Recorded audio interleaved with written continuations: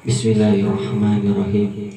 Nawaitu ta'allumi fi hadzal majlis mubarak al-Fatihah. A'udzu billahi minasyaitonir rajim. Bismillahirrahmanirrahim. Alhamdulillahirabbil alamin arrahmanir rahim maliki yaumiddin. Iyyaka na'budu wa iyyaka nasta'in ihdinas siratal mustaqim. Siratal ladzina an'amta 'alaihim ghairil maghdubi 'alaihim waladdallin. Bismillahirrahmanirrahim. Assalamualaikum warahmatullahi wabarakatuh. Alhamdulillahi rabbil alamin wa bihi nasta'inu ala umuri dunya waddin. Wassalatu wassalamu ala anbiya'i wal mursalin wa ala alihi washabihi wasallam, amma ba'du. Yang saya hormati dan juga yang saya muliakan Khadimul Majlis Mahabbatur Rasul Al-Ustadz Ahmad Yunawan, semoga kita doakan bersama-sama beliau dipanjangkan umurnya, disehatkan badannya, ditambahkan rezekinya, Allah sehatkan terus keluarganya, dan Allah istiqomahkan beliau berjuang di jalan Allah sampai hari kiamat nanti. Saya hormati pula para aparatur pemerintahan yang mendengarkan ini suara dimanapun berada. Yang saya hormati pula para jamaah Majelis Mahabbatur Rasul yang hadir niat untuk mengaji dan juga niat untuk berzikir kepada Allah. Semoga niat malam hari ini Allah kabul seluruhnya. Seluruh hajat kita yang doa kita pada malam hari ini Allah kabul seluruhnya. Wabil khusus untuk para kawan-kawan kita yang punya hajat, semoga aja Allah kabul seluruhnya. Amin ya robbal. Bismillahirrahmanirrahim. Qala Nabi sallallahu alaihi wasallam, innama a'malu binniyat. Ila akhir hadis. Di dalam kitab hadis Arba'in Nawawi itu hadis pertama menjelaskan tentang innama a'malu binniyat sampai akhir hadis. Nah, kenapa saya kutip dari yang pertama innama a'malu binniyat? Karena niat adalah salah satu pokok segala perbuatan. Kita hadir malam hari ini, kalau niat kita untuk ngaji, maka yang kita niatkan bisa didapatkan. Bagaimana terusan hadisnya? Sesungguhnya itu hadis, asbabu hadis turun itu ketika apa? Rasulullah Shallallahu Alaihi Wasallam, nggak ada suaranya. Di dalam kitab Arba'in hadis Riyadhus Shalihin dikatakan, sepelit-pelitnya orang yang dimana menyebut ada seseorang menyebutkan namaku, tapi dia tidak sama sekali menjawab daripada namaku, itu orang paling pelit.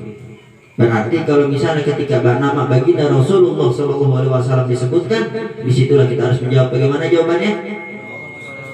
Kurang kencang. Bagaimana jawabannya? Kurang kencang. Bagaimana jawabannya? Ingat, ada salah satu mahfuzat dikatakan, man ahabba syai'in fa'aksaru zikri. Barang siapa yang cinta akan suatu perkara, maka ia akan terus menyebutkan namanya. Berarti kalau misalnya kita cinta kepada baginda Nabi Muhammad Sallallahu Alaihi Wasallam, maka kita harus memperbanyak salawat kepada baginda Nabi Muhammad Sallallahu Alaihi Wasallam. Lanjut lagi pembahasan. Di dalam hadis itu dikatakan innama amalu binniyat, sesungguhnya segala perbuatan itu tergantung dengan niat. Kita datang ke majelis kalau niatnya kita untuk taklim, niat kita untuk mendapatkan barokah daripada guru, niat kita untuk mendapatkan barokah dari Sohibul Ratib, berkah daripada Sohibul Hizib, berkah daripada Sohibul Maulid, maka pulang nanti kita akan mendapatkan barokah itu semua. Tapi kalau kita berangkat niat taklim, jauh-jauh datang dari rumah, niatnya cuma menghindarin omelan orang tua, mana pasti ada kayak gitu. Kayak mohon maaf, kayak bahasanya ngapat ngedengerin orang tua ngomong, akhirnya dia berangkat ngaji cuma menghindarin omongan orang tua. Kayak gitu pun sudah salah. Maka didapatkan apa? Nggak ada yang dihasilkan. Ada yang berangkat jauh-jauh ke majelis taklim besar, yang di mana akhwatnya ada cakep-cakep pakai cadar ukhti, betul? Niatnya bukan niat ngaji, cuma nyari akhwat, maka dapatnya apa? Dia bisa dapat akhwat tapi dia nggak dapat ilmu, mohon maaf. Sesuai dengan hadis Nabi Muhammad, barang siapa dia hijrah untuk Rasulnya dan juga Allah Subhanahu Wa Taala, maka ia akan mendapatkan Rasulullah dan juga Allah Subhanahu Wa Taala. Tapi kalau dia hijrah untuk harta dan juga kekayaan, maka ia akan mendapatkan harta kekayaan tapi tidak mendapat ridho Allah dan juga Rasulnya. Kalau misalnya dia hijrah untuk mendapatkan seorang wanita yang cantik untuk dinikahinya, maka ia mendapatkan tapi tidak mendapatkan barokah daripada Allah dan juga Rasulullah Shallallahu. Makanya pada malam hari ini kita pasangkan niat. bersama-sama. Supaya apa? Supaya niat di dalam hati kita ini makin kokoh, supaya niat kita ini pendirian kita makin kokoh. Untuk apa? Untuk kedepannya kita nanti. Karena apa? Niatlah salah satu pokok utama kita dalam menjalani ta'lim. Di dalam kitab Al-Hikam yang dikarang oleh Syekh Ibnu Athaillah, itu salah satu kitab yang terkenal, yang dimana kalamnya itu singkat bisa mengalahkan daripada kitab apa? Kitab Ihya Ulumuddin karangan Imam Ghazali. Karena apa? Karena singkatnya kata-kata beliau dan juga pengertiannya terhadap umat. Di dalam salah satunya saya kutip makalah beberapa pun saya lupa, tapi kalimat seperti ini: kun istiqomatan wala takun min karomah. Artinya apa? Jadilah kalian ini sebagai seorang pencari istiqomah, jangan menjadi seorang pencari karomah. Istiqomah itu apa? Istiqomah itu kalian selalu dalam kebaikan Allah Subhanahu wa taala. Jangan kalian mencari karomah. Karena apa? Karomah itu didapatkan dengan istiqomahan, dan istiqomahan itu bisa menghasilkan karomah. Contoh guru kita istiqomah dalam majlis taklimnya, akhirnya apa? Mendapat suatu karomah, yaitu keistiqomahan dalam mendidik murid-muridnya. Itu salah satu karomah. Yang namanya karomah itu, mohon maaf, bukan kita bisa terbang gitu. Bukan kita bisa jalan di atas air kayak Naruto, bukan. Tapi di karomah yang sebenarnya itu kita bisa istiqomah, duduk di majlis ta'lim ilmu, mendengarkan kalam guru, mendengarkan nasihat guru, mendengarkan kalam-kalam ilahi, itu udah termasuk karomah. Masya, di sini pun kita bisa mendapatkan karomah dari apa? Keberkahan kepada guru. Suatu kisah pernah tentang kebarokan kepada guru. Dulu ada kisah Tuan Syekh Abdul Qadir Jailani, kenal Tuan Syekh Abdul Qadir Jailani? Disebutnya Sultanul Aulia, rajanya para wali, wajahnya para wali kutub, dan disebut sebagai salah satu wali yang sampai saat ini terkenal. Beliau suatu ketika punya santri. Santrinya itu setiap hari diberikan makanan apa? Tulang. Bukan tulang, menurut riwayat diceritakan roti kering, tahu? Kalau roti kering itu, jadi kalau di Indonesia rotinya pakai tepung halus. Cuma bedanya sama roti Arab keras, buat ngebleduk anjing, ya puyeng anjing. Roti Arab tuh nggak percaya, ente beli ke Arab, coba roti Arab beli keras buat ngebleduk kucing, celeng. Itu sama Tuan Syekh Abdul Qadir Jailani punya murid, dikasih makan itu terus. Itu murid kagak ngomong apa-apaan. Tuan guru, ini saya dikasih makan ini baik keras buat gigi, nyampe rontok, bisa sampai ngomong gitu. Enggak, sami nawatona, dia dengarkan, dia taat, dia makan terus. Tuan Syekh Abdul Qadir Jailani makan apa? Makan ayam. Masya Allah, makan ayam itu tulangnya sampai di ujung tulang ayam, tahu tuh yang lunak tuh, enak banget, dikelotekin, Tuan Syekh Abdul Qadir dimakanin terus. Akhirnya di pondoknya itu ada salah satu tetangga yang benci sama beliau. Didengerin, dilihatin itu murid, diintip, wah ternyata ini murid Tuan Syekh Abdul Qadir Jailani dikasih makan roti yang keras. Cuma Tuan Syekh Abdul Qadir Jailani lebih makan ayam. Dilaporin ke orang tuanya. Ente anaknya yang ngorokin, iya, anak ente diumpaninnya tiap hari itu baik. Apaan emangnya? Diumpaninnya pakai roti keras. Yang benar coba datengin. Pas orang tuanya datang, masya Allah, tabarakallah, tanpa ada tabayun, tanpa ada omongan baik-baik sedikit pun. Di situ orang tuanya marah ke Tuan Syekh Abdul Qadir Jailani. Dia bilang apa? Wahai Tuan Syekh, kenapa kau berikan makanan kepada anakku ini seperti ini? Kenapa kau tidak berikan makanan ayam? Akhirnya apa? Ya sudah, kalau engkau tidak rela untuk mendidikan anakmu di sini, silakan kau pergi ke Tuan Syekh Abdul Qadir Jailani. Akhirnya apa? Itu anak ibu pergi. Itu kan pondok Tuan Syekh Abdul Qadir Jailani itu menurut riwayat luas ya. Kayak mohon maaf, misalnya di pondok di sini, gerbangnya di sono di mana? Masjid yang gede tuh, yang punya polisi. Di situ misalnya, itu orang tuanya lagi diajak ngomong sama anaknya, ditanya tafsir apal, tafsir Jalalain, sawi apal, ditanya semua dijelasin sama dia, sampai ulama di kampung dia pun menurut orang tuanya kalah sama ini anak. Akhirnya apa? Kata Tuan Syekh, akhirnya orang tua itu kembali lagi untuk ke Tuan Syekh Abdul Qadir Jailani untuk meminta maaf. Bilang gimana? Tuan Syekh, minta maaf banget ini mah.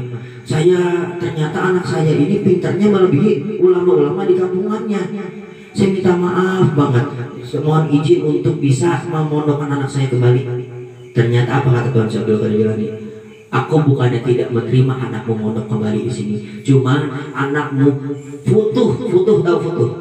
pintu ilmu yang ada dalam hati kalian, itu anak sudah ditutup oleh Allah Subhanahu wa taala. Karena apa? Karena sudah menyakiti hati guru.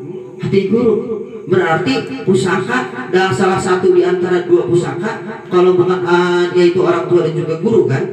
Berarti kalau kita menyakiti hati orang tua, maka di dunia kita sengsara. Tapi kita menyakiti hati seorang guru, ingat, salah satu kesengsaraan di akhirat. Karena apa?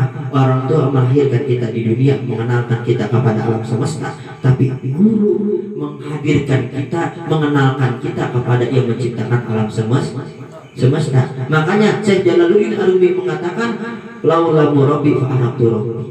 Jikalau bukan karena guruku, maka tidak akan kenal siapa Tuhanku. Betul? Makanya di dalam obrolan kita pada malam hari ini, sedikit saja saya sampaikan. Intinya apa? Intinya ingat, yang pertama, niat di dalam hati kita untuk taklim, mendapatkan barokah kepada guru dan juga mendapatkan ilmu. Dan yang kedua, jangan pernah lupa pengorbanan seorang guru dalam mendidik kalian. Yang awal tidak bisa baca Quran sampai bisa baca Quran, yang awal tidak bisa baca kitab sampai bisa baca kitab, yang tidak bisa baca maulid sampai bisa baca maulid. Dan pengorbanan orang tua kita, seorang ibu yang melahirkan, mengandung 9 bulan di dalam perutnya. Coba itu bayangin jadi cewek bagaimana? Mau nyoba jadi cewek? Jangan enaknya doang, ngerasain nanti bagaimana 9 bulan ibu kita mengandung, tiap hari bawa-bawa kita di dalam perutnya. Masya Allah, tabarakallah, itu rasa sakitnya menurut penelitian dokter, manusia itu hanya kuat 23 rasa sakit, yang dimana serasa kayak dipatahin tulang tangan. Tapi ketika ibu melahirkan, di situ tulang rusuk seperti dipaten seperti serentak. Masya Allah. Maka jangan sekali-sekali menyakiti hati orang tua. Ada salah satu ketika, salah satu ketika seorang Habib ditanya, seorang Habib menanya kepada seorang ibu, wahai ibu, adakah yang paling sakit setelah melahirkan? Kata seorang ibu itu, ada. Oh ada. Apa yang paling menyakitkan setelah melahirkan? Yaitu ketika dibentang sama anak. Anak, mohon maaf nih, hati-hati ya buat kalian generasi muda, penerus bangsa. Kalian itu harus tanamkan diri kalian, jangan pernah sesekali ngelawan kepada ibu kalian. Misalnya, mohon maaf dek, pergi beli masako, misalnya, ntar dulu mah lagi mabar, ini tanggung, besok udah ganti season, ntar turun epic lagi, kecapek. Betul? Sampai ngebela-bela, sholat subuh ditinggal, johar ditinggal, asar ditinggal, maghrib ditinggal, isya ditinggal. Bagaimana kalian bisa meneruskan perjuangan para ulama, apalagi para guru? Jangan sampai kalian membuat kecewa guru kalian di pondok pesantren dan juga di majlis taklim ini. Semoga aja pada malam hari ini kita diberikan istiqomahan di jalan Allah Subhanahu wa taala.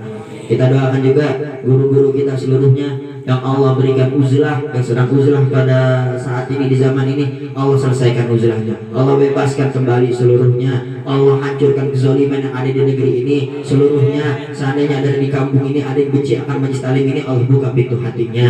Di majlis taklim ini, di kampungan ini ada yang benci akan majlis taklim ini, kita doakan bibarokati Sohibul Maulid, bibarokati Sohibul Hizib, bibarokati Sohibul Ratib Al-Idrus, bibarokati guru kita. Semoga aja orang yang punya sifat benci kepada majlis taklim ini, Allah bukakan hatinya, Allah terima cahaya dari Allah Subhanahu wa taala.